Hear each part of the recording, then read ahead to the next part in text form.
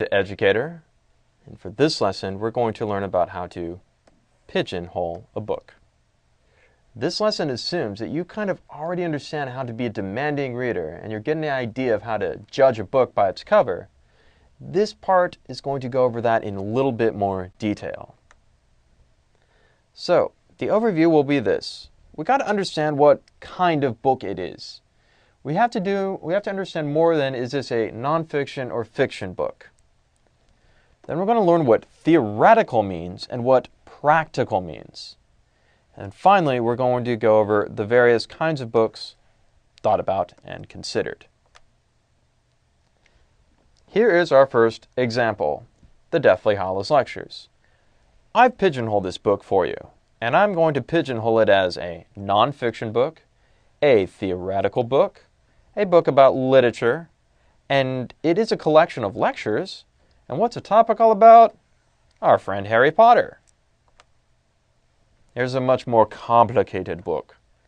Well, The Structure of Scientific Revolutions by Thomas Kuhn. This is definitely nonfiction. And it's not about science, believe it or not. It's about the philosophy of science. Definitely a theoretical book. This book is organized in a long series of arguments and it has one overarching conclusion. And here's a third example. This is also nonfiction and it's entitled How to Win Friends and Influence People. This one is a practical book. And what's it all about? It's about your charisma and your social skills. This book is full of anecdotes, it has examples, and it encourages habits. And it has several skills working together in order to win friends and influence people. So, what do I mean when I'm talking about pigeonholing a book? I'm just doing that. Kind of picking out what the book's basically about, how it's organized, and whether or not it's theoretical or practical, which I'll be going over as a definition in a bit. Now, why do we pigeonhole though? Well, we got a couple reasons. Number one, we have to understand how to judge a book. I want you to imagine that you're reading through Amazon.com reviews and you read How to Win Friends and Influence People, which is a practical book that is set up like this. Dale Carnegie sets out to explain universal laws in which people develop friendships. Sadly, he clearly lacks scientific rigor. Each chapter concludes with an alleged scientific law, yet there is no mention of controlled experiments, peer-reviewed journal articles, or even so much as a trend. Dale Carnegie needs to go back to graduate school. Now, think back to How to Win Friends and Influence People. This is a practical book. This is a book that teaches you how to do something. So, is this book concerned about universal laws? No, it's not.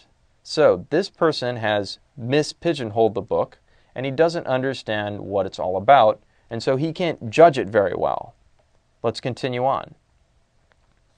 So, Thomas Kuhn, in telling the history of science, concentrates too much on the philosophical implications of ideas.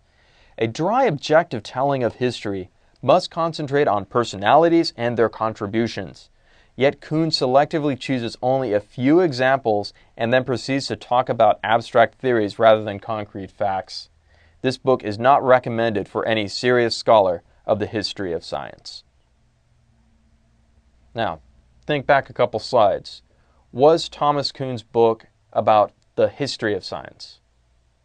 No, it was about the philosophy of science. So again, if you mispigeonhole a book, you might write a silly Amazon.com review like this where you completely misunderstand it.